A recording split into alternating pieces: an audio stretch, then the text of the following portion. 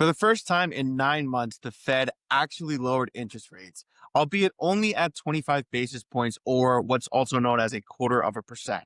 Now, the Fed finally decided to make this decision really to a number of key factors, most of them related to the jobs reports that we've been seeing over these last few months. The jobs reports, while they're not bad per se, have not consistently met analyst expectations. And the Fed uses a lot of these metrics of saying, okay, what are the analyst expectations? A, are they realistic? Which most of the time they are. Sometimes they might be maybe fudged a little bit higher or a little bit lower, but the Fed might try to say, okay, we'll use this as sort of a rolling average. And when the jobs reports comes out, these are new payroll jobs. They just haven't been met consistently for the last few months. Also, unemployment has slowly started to tick up, and the unemployment number is still within reasonable levels, but it has slowly trickled up from about 4% earlier in the year to now it's all the way up at 4.5%. So we've started to see a slight increase in unemployment, and the payrolls have also been cut as well. So more people unemployed and less jobs being made available. So these two factors together can create somewhat of a compound effect over a long period of time.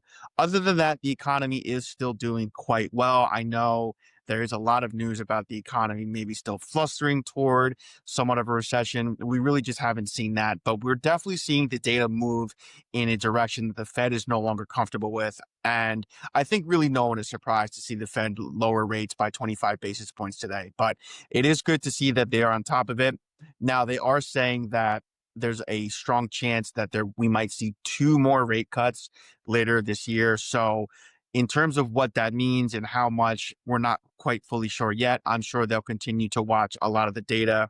The Fed did, I think, delay this interest rate cut by a little longer than I think anyone really wanted them to. I know they were waiting for the dust to settle around the tariffs that President Trump has been implementing and wants to continue to implement over his presidency. But I think that's sort of a factor that's outside the Fed's control. And I think they've come to realize that they really can't control certain aspects that the president and Congress do have control over, but they can control interest rates, and they're acting on this now. So hopefully they continue to act in a way that makes sense and is healthy for the economy over the long term. So with that in mind, that is our update for this week. We'll talk more about the impacts of the lowering of rates over the next few weeks because this is going to be a hot topic. So stay tuned.